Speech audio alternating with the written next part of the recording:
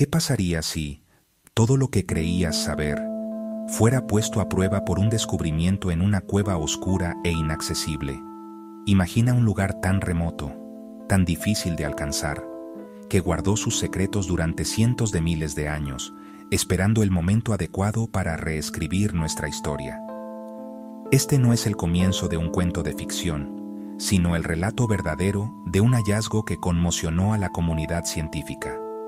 Comenzó con un débil susurro desde lo profundo de la Tierra, una colección de huesos que pronto gritaría una verdad nueva y compleja sobre quiénes somos y de dónde venimos.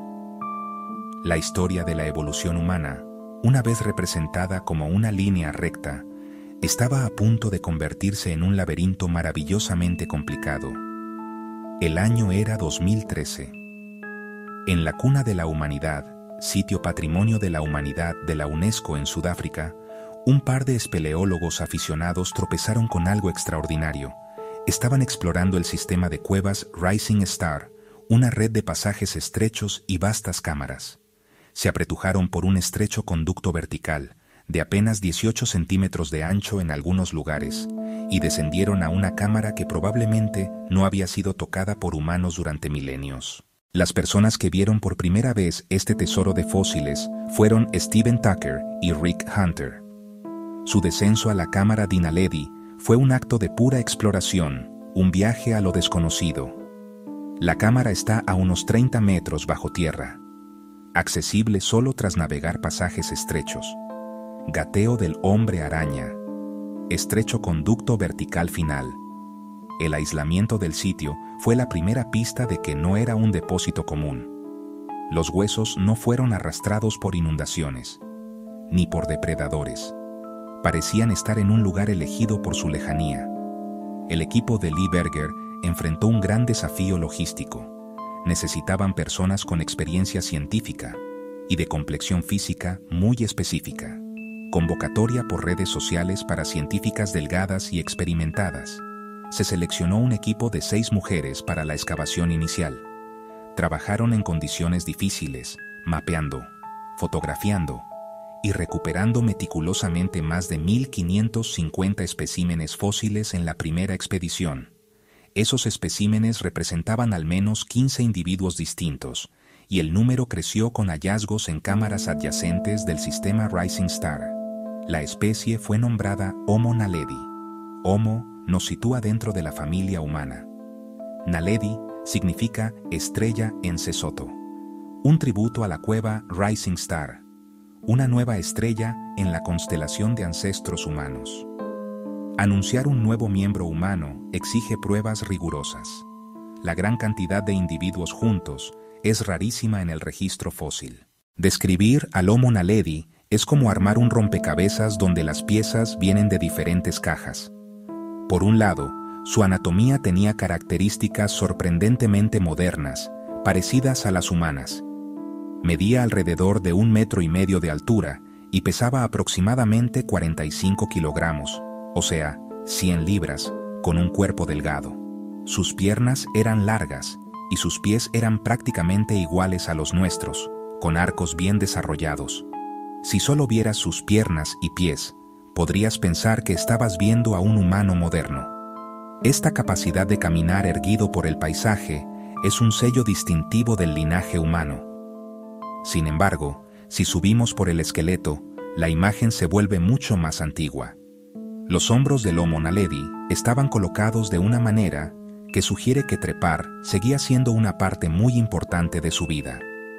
La estructura de su pelvis era acampanada, lo que recuerda a homínidos mucho más antiguos como Lucy, el Australopithecus afarensis. Pero la característica más impactante era el tamaño de su cerebro. La capacidad craneal del Homo naledi era diminuta, con un promedio de alrededor de 560 centímetros cúbicos. Esta era una profunda contradicción, una criatura con pies modernos, pero un cerebro de tamaño primitivo. Luego estaban las manos, que presentaban otra paradoja fascinante. La muñeca y el pulgar eran robustos y mostraban adaptaciones para un agarre potente y una manipulación fina.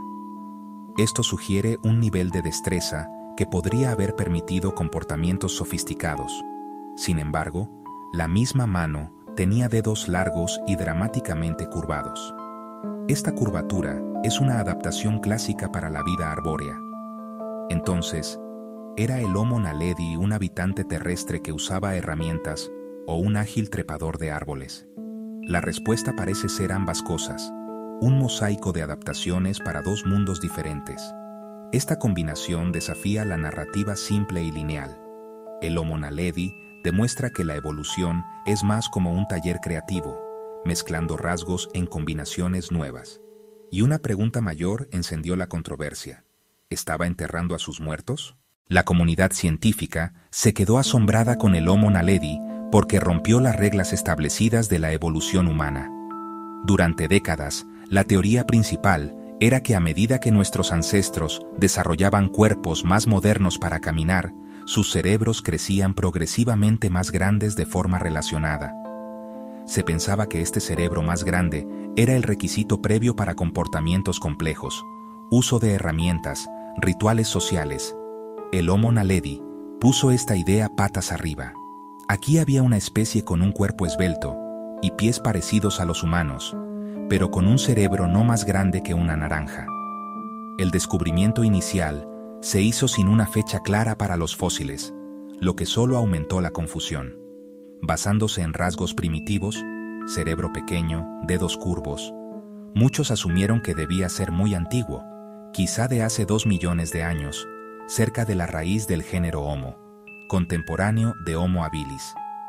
Luego, en 2017, la bomba estalló.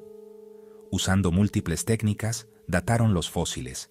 No tenían 2 millones de años. En cambio, entre 335.000 y 236.000 años.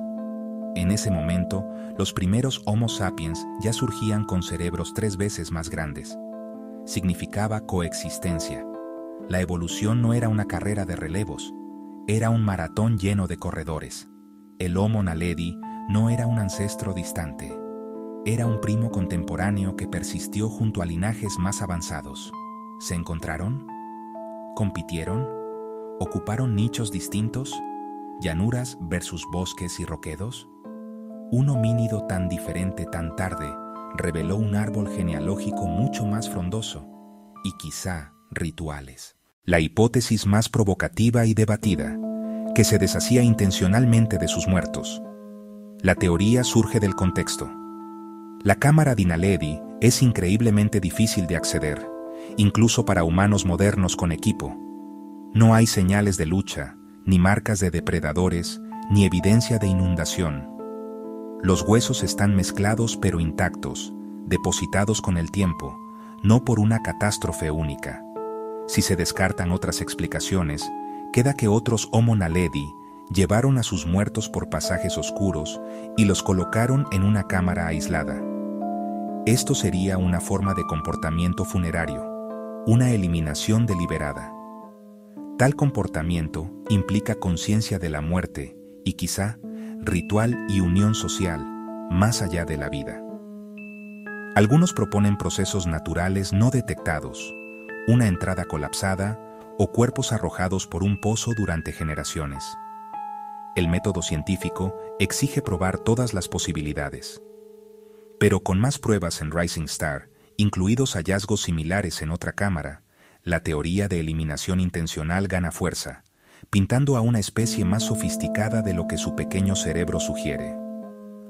Bueno, ya sabes, aquí es donde el debate realmente se profundiza. Más allá de colocar cuerpos en una cueva, hallazgos recientes insinúan rituales más complejos. Lee Berger y su equipo reportan lo que parecen ser fogones muy cerca de los fósiles. Si se confirma, Naledi navegaba estas cuevas con fuego. Dominar el fuego aporta luz, calor y protección. Usarlo en ritual funerario le daría significado simbólico, quizá iluminando el descanso final. Además, se han identificado grabados en las paredes, líneas entrecruzadas, cuadrados, triángulos. No son rasguños al azar, parecen símbolos intencionales. Crear arte o símbolos es rasgo de una mente avanzada. Si Naledi fue el artista, el pensamiento simbólico existía en un homínido de cerebro pequeño. Estos descubrimientos Posibles entierros, uso del fuego, arte rupestre, apuntan a una especie con rica vida interior y social.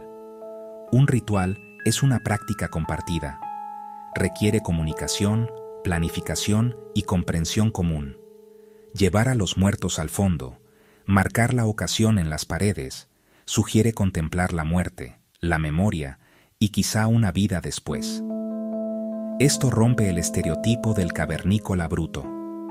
Pinta a una especie que, pese a su anatomía antigua, pudo haber tenido cultura, creencias, comportamientos, tradiciones transmitidas.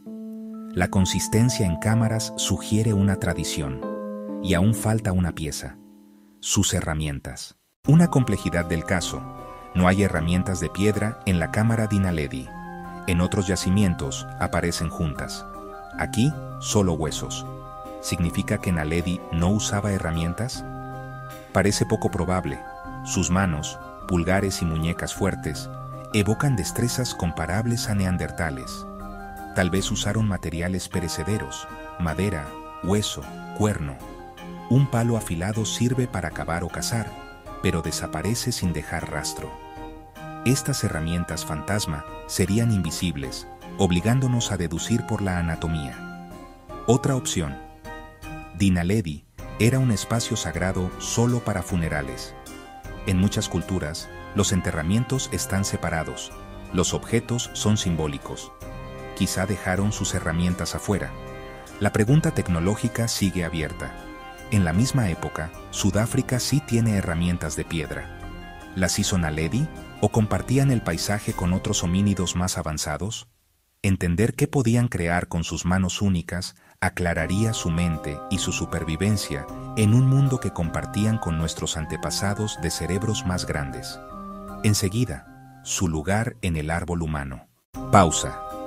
Ubicar a Homo Naledi en nuestro árbol es como encontrar a un primo perdido en una reunión caótica. Su mezcla de rasgos dificulta conectarlo con un linaje concreto. No es un ancestro directo de Homo sapiens. Nuestro linaje ya crecía en otra parte, con cerebros grandes y esqueletos gráciles. Naledi es una rama separada y sobreviviente, otro experimento de lo humano. Cambia el modelo, de tronco simple a arbusto denso. Varias especies coexistieron, cada una con adaptaciones únicas. Hace bien 300.000 años, África no era solo sapiens, era un mosaico de parientes humanos.